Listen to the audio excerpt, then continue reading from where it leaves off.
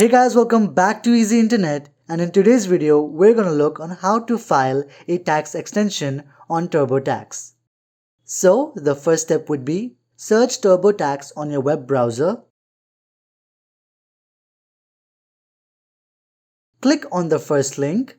Once you click on the link, you'll get redirected to this page. Once you get redirected to this page, you need to put in your login details. If you don't have an account on TurboTax, you can simply create a new account.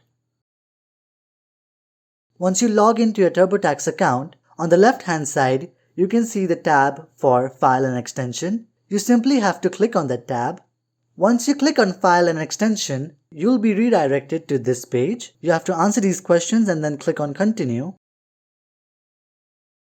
And then you have to simply click on File an Extension.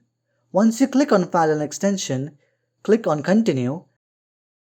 And then once you get this page, just put in your personal details like your social security number, your name, etc. And once you put in all the details, simply click on Continue. Once you click on Continue, you'll be able to fill a form to file your tax extension. I hope this video has helped you. Do like, share and subscribe to Easy Internet for more such videos. Thanks for watching.